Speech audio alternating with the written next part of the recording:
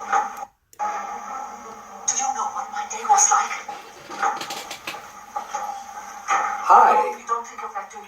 Finding you not at work and then... This is Jonathan Spivey. I'm with Drive Film Productions of Texas, and this is Gwendolyn Hope, my new daughter. I do have to do this review with Gwendolyn because I'm inspired at the moment to do this review about Alone in Berlin. Now, this is I believe we are in February of 2019. We're approaching Oscar time, and I thought I'd go back a couple of years and pay tribute to an important film that I think was probably looked over by the Academy and looked over by other award ceremonies. And I want to say about Alone in Berlin with Emma Thompson and Gleason that it was a wonderful performance, a wonderful film, and I thought it deserved way more attention. I thought the performances were done without any awards on mine, but rather the through line of action, the story, and simple, subtle performances that were brilliant.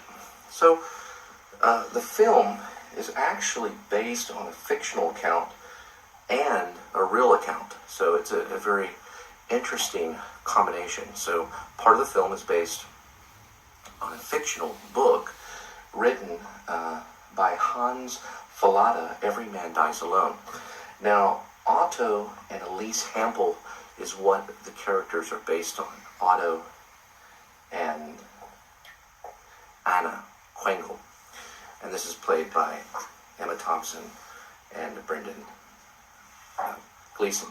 Also, another great performance in it is Daniel Bruhl, who plays the detective, Nazi socialist detective. So these characters have to exist in a time in World War II when socialism was at its forefront and Hitler was in rule, and anyone that would go against him would be killed. So socialism is kind of a result of just tyranny, and this shows this tyranny and oppression at a time when it was very difficult to live against the tyranny in that era. It was a very difficult time. So these characters decided after their son's death in the war, all of them being Nazi supporters, decided to go against Hitler, but in a very quiet way. And what they did was they got postcards about the size of this, and he would write like "Kill Hitler, free press," or go against the Socialist Party, free press. I hate the war kind of thing. Rise up, throw a wrench in the machine, and go against war. And he decides to do this with the postcards, and leaves them at the foot of stairs in front of houses and apartments and things like that. So he does this, and he writes a total of 287, and 18 of them are not turned in. So most of his cards are turned in to the Nazi Party. Eventually he's found out, and both him and his wife are executed by guillotine. They actually chop their heads off. Now, I don't know if that's a fictional account, but in the story, that's what happens. I don't know the true account of how they were executed, but in the movie, it's by guillotine. I would think they probably would have been shot, but possibly it could have happened, or hung. I think there'd probably be a public hanging, something similar. They probably, I would think, have died in that kind of way. I don't really know. No one really knows. But anyway, so I wanted to show a segment of the film where Emma Thompson's character, who in the film is called, I believe her name in the film is Elise.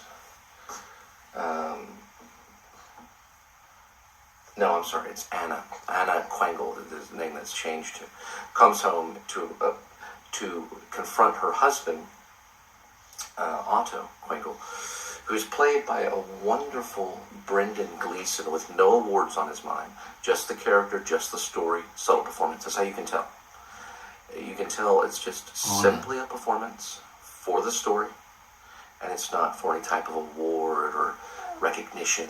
It's such an important performance because of the subtlety. That subtlety is sincerity, and same thing with Emma Thompson. Wonderful performance. So anyway, I'm going to show a segment of it. This is when she returns home and she's dealing with her frustrations and vicissitudes and survival instincts of trying to stay alive in a time where Nazism ruled Germany. So here we go, and this was shot in Berlin in 1947. 2006. It was shot in Berlin in 2015. The principal photography began 27th March 2015 in Berlin, but it's about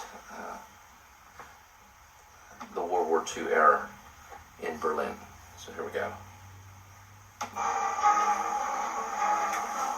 Do you know what my day was like? No, you don't think of that, do you? Finding you're not at work and then thinking you're still inside that building. You know what that's like for me? What is it, although you want to be called? Is that what it is?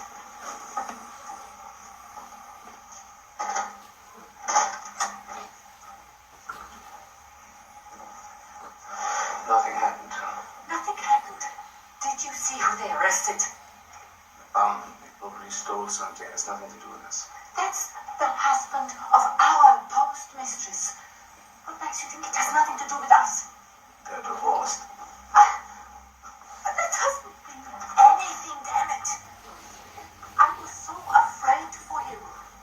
What if it's a sign, if it's a warning? It isn't. Stay calm.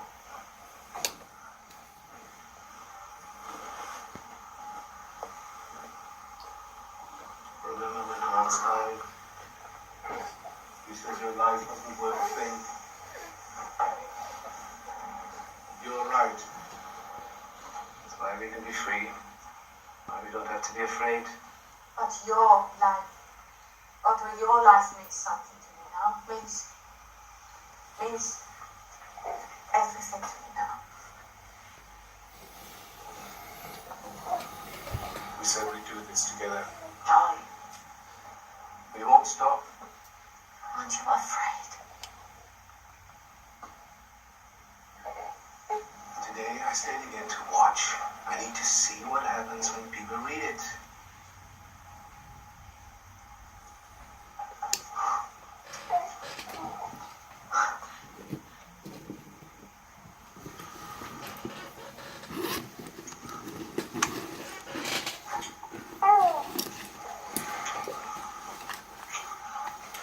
All right, so Alone in Berlin, a wonderful, important film. Probably one of the, I would say probably one of the best films that I've seen of this year. But it's a 2016 film. I wish it would have got more recognition at any type of award, festival, whatever. I didn't even really hear about it. I remember seeing a review about it and thinking, I didn't want to go out and see that. And then I didn't realize what such a powerful film it was until I saw it. Very Inspired me to powerful. review.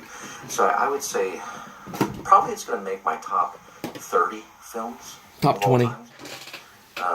But when it comes to war films, it's going to make probably one of my top 10, I think. But anyway, go out and see it.